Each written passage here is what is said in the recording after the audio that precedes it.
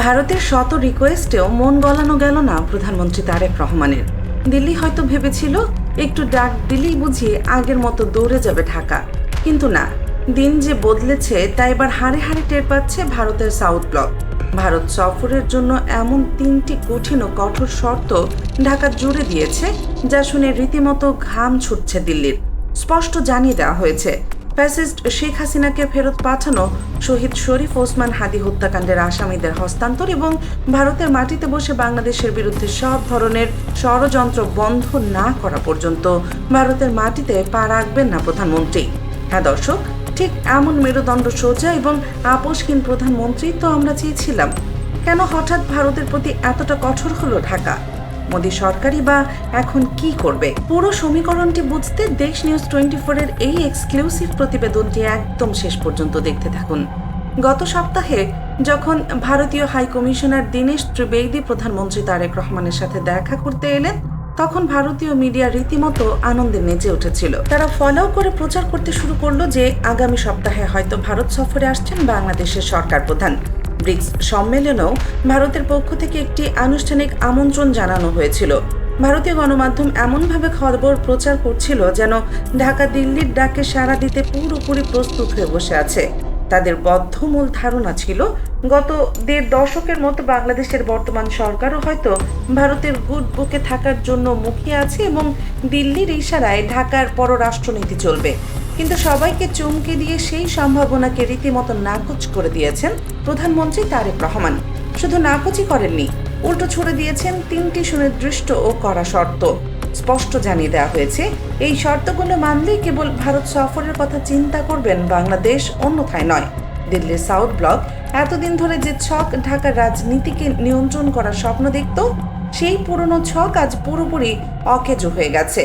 গত 1.5 দশকে ভারত বাংলাদেশে এমন এক ধরনের রাজনৈতিক নির্ভরতা তৈরি করেছিল যেখানে তারা ধরে নিয়েছিল যে ঢাকা সব সময় দিল্লির মুখাপেক্ষী হয়েই থাকবে।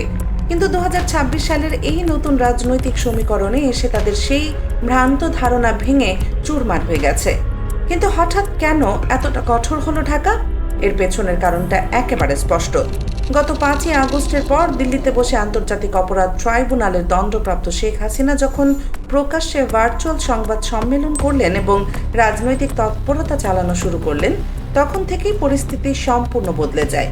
একটি দেশের আশ্রয় থেকে অন্য একটি স্বাধীন দেশের বিরুদ্ধে এমন প্রকাশ্য রাজনৈতিক তৎপরতা চালানো আন্তর্জাতিক শিষ্টাচারের চরম লঙ্ঘন। ভারতের মাটিতে বসে বাংলাদেশের রাজনীতি নিয়ে তার এই প্রকাশ্য মত বিনিময় এবং অস্থিতিশীলতা তৈরির চেষ্টা ঢাকা কিছুতেই ভালোভাবে নেয়নি। দেশের রাজনৈতিক বিশ্লেষক থেকে শুরু করে সাধারণ মানুষ সবাই এই ঘটনার তীব্র প্রতিবাদ জানিয়েছে।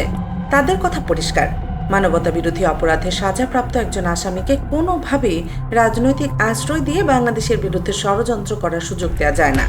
এই তীব্র ক্ষোভের প্রতিফলনই ঘটেছে বাংলাদেশ সরকারের সিদ্ধান্তে। সরকার সাফ জানিয়ে দিয়েছে, এই মুহূর্তে ভারত সফরে কোনো অনুকূল পরিবেশ নাই, আর সেই পরিবেশ তৈরি করার দায়িত্ব এখন সম্পূর্ণ ভারতের। শুধু ভারতীয় মিডিয়া নয়, খোদ ভারতীয় নীতি নির্ধারকরাও এখন বুঝতে পারছেন যে একটি স্বাধীন ও সার্বভৌম দেশের সাথে জোর করে বড় ভাইয়ের মতো আচরণ করার দিন চিরতরে শেষ।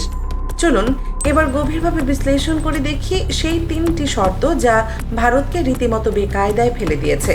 পররাষ্ট্র মন্ত্রণালয়ের ব্রিফিংয়ে অত্যন্ত স্পষ্টভাবে এই শর্তগুলো তুলে ধরা হয়েছে, যা বাংলাদেশের সাম্প্রতিক কূটনীতিতে এক অভূতপূর্ব নজির হয়ে থাকবে। প্রথমত এবং সবচেয়ে বড় শর্ত হলো শেখ হাসিনাকে ফেরত দেয়া। এটি কোনো সাধারণ রাজনৈতিক আবদার নয়, এটি একটি সম্পূর্ণ আইনি দাবি।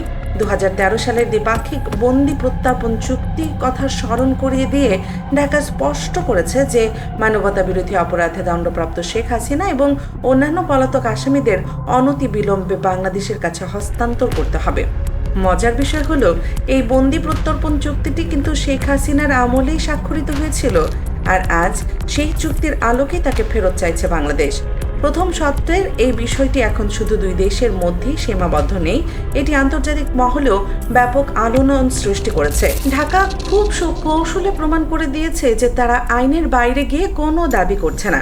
এখন ভারত যদি এই চুক্তি লঙ্ঘন করে, তবে বিশ্ব দরবারে তাদের নিজেদেরই ভাবমূর্তি চরমভাবে ক্ষুণ্ণ হবে। একটি স্বাধীন দেশের বিচার ব্যবস্থায় দণ্ডিত কোনো অপরাধীকে প্রতিবেশী দেশ কিভাবে দিনের পর দিন আশ্রয় দিয়ে রাখতে পারে তা নিয়ে আন্তর্জাতিক মহলেও এখন বড় ধরনের প্রশ্ন উঠেছে। ভারত যদি সত্যি সম্মানজনক সম্পর্ক চায় তবে অপরাধী হস্তান্তরে তারা আইনত বাধ্য। দ্বিতীয় শর্তটি ভারতের নীতির উপর সরাসরি আঘাত এনেছে। ঢাকা সাফ জানিয়ে দিয়েছে, ভারতের মাটিতে অবস্থান করে কোনো ব্যক্তি বা গোষ্ঠী যেন বাংলাদেশের বিরুদ্ধে কোনো রাজনৈতিক বা প্রকাশ্য নাশকতামূলক কার্যক্রম চালাতে না পারে তা ভারতকে নিশ্চিত করতে হবে। অর্থাৎ ভারত বসে আওয়ামী লীগ বা শেখ হাসিনা দেশের ভেতরে যে উস্কানি দিচ্ছেন তা চিরতরে বন্ধ করতে হবে। একটি বন্ধুপ্রতিম দেশের মাটি ব্যবহার করে আরেক দেশের বিরুদ্ধে ষড়যন্ত্র হবে আর ঢাকা নীরবে তা মেনে নেবে, সেই দিন শেষ। এতকাল ভারত তাদের মাটিতে বসে বিভিন্ন পলাতক গোষ্ঠীকে আশ্রয় দিয়ে যে ভূ রাজনৈতিক সুবিধা নেওয়ার চেষ্টা করত, সেই দরজায় এখন চিরতরে তালা ঝুলিয়ে দেওয়া হয়েছে। আন্তর্জাতিক আইন অনুযায়ী কোনো রাষ্ট্র তার ভূখণ্ডকে অন্য রাষ্ট্রের ক্ষতি সাধনের জন্য ব্যবহার করতে দিতে পারে না। এটাই ঢাকার চূড়ান্ত বার্তা। তৃতীয় শর্তটি অত্যন্ত স্পর্শকাতর এবং বাংলাদেশের আপামর ছাত্র জনতার আবেগের সাথে সরাসরি জড়িত। শহীদ শরীফ ওসমান হাদি হত্যাকাণ্ডে অভিযুক্ত ঘাতকদের দ্রুত বিচার ব্যবস্থার মুখোমুখি করার দাবি জানিয়েছে বাংলাদেশ। এই পলাতক খুনিরা যারা ভারতে আশ্রয় নিয়ে আছে বলে দৃঢ় সন্দেহ করা হচ্ছে, তাদেরকে দ্রুত হস্তান্তর করতে হবে। ছাত্র জনতার রক্তের বিনিময়ে আজ যে নতুন বাংলাদেশ স্বাধীন হয়েছে, তাদের রক্তের সাথে কোনোভাবে বেইমানি করা যাবে না। এই আলটিমেটামের মাধ্যমে সরকার দেশের আপামর ছাত্র জনতাকে এই বার্তাই দিয়েছে যে শহীদদের রক্তের সাথে কোনো আপোষ করা হবে না। খুনিদের আশ্রয় দিয়ে কোনো দেশ বন্ধুত্বের বুলি আওড়াতে পারবে না। এই খুনিদের হস্তান্তর না করা পর্যন্ত ঢাকা যে দিল্লির সাথে কোনো ধরনের আপোষ করবে না, তা এই শর্তের মাধ্যমে দিনের আলোর মতো পরিষ্কার হয়ে গেছে। এই তিনটি শর্ত একসাথে দিল্লির সামনে এমন এক দেয়াল তুলে দিয়েছে যা টপকে ঢাকার সাথে স্বাভাবিক সম্পর্ক তৈরি করা ভারতের জন্য এখন রীতিমতো পাহাড় ডিঙানোর মতো কঠিন। এই তিনটি শর্ত পরিষ্কারভাবে প্রমাণ করে যে বাংলাদেশ এখন আর কারো করুণা বা দয়ায় চলে না। এখন থেকে সবার আগে বাংলাদেশ বা বাংলাদেশ ফার্স্ট নীতি অনুসরণ করা হবে। দেশের সার্বভৌমত্ব, জাতীয় মর্যাদা এবং সমতার ভিত্তিতেই প্রতিবেশীদের সাথে সম্পর্ক নির্ধারিত হবে। দীর্ঘদিন ধরে ভারত এই অঞ্চলে যে বড় ভাইয়ের সুলভ আচরণ করে আসছিল, প্রধানমন্ত্রী তারেক রহমানের এই সাহসী পদক্ষেপ সেই আধিপত্যবাদের মূল কুঠার আঘাত করেছে। পরাশক্তিগুলো, বিশেষ করে যুক্তরাষ্ট্র ও চীন, খুব নিবিড়ভাবে ঢাকা এবং দিল্লির এই কূটনৈতিক স্নায়ুযুদ্ধ পর্যবেক্ষণ করছে। প্রধানমন্ত্রী কার্যত বল এখন ভারতের কোর্টে ঠেলে দিয়েছে। একদিকে শেখ হাসিনাকে আশ্রয় দেওয়ার রাজনৈতিক বাধ্যবাধকতা, অন্যদিকে বাংলাদেশের মতো একটি অত্যন্ত গুরুত্বপূর্ণ ও কৌশলগত প্রতিবেশীকে হারানোর ভয়। ভারত এখন এমন এক উভয় সংকটে পড়েছে যেখান থেকে বের হওয়া তাদের জন্য বেশ কঠিন। ভারতের সাউথ ব্লক এখন কি সিদ্ধান্ত নেয় তার উপর নির্ভর করছে দক্ষিণ এশিয়ার আগামী দিনের ভূ রাজনীতি। প্রিয় দর্শক, জাতীয় ও আন্তর্জাতিক রাজনীতির এমন সব গুরুত্বপূর্ণ ও নির্ভুল বিশ্লেষণ সবার আগে পেতে দেশ নিউজ 24 চ্যানেলটি সাবস্ক্রাইব করে বেল আইকনটি বাজিয়ে রাখুন। ধন্যবাদ।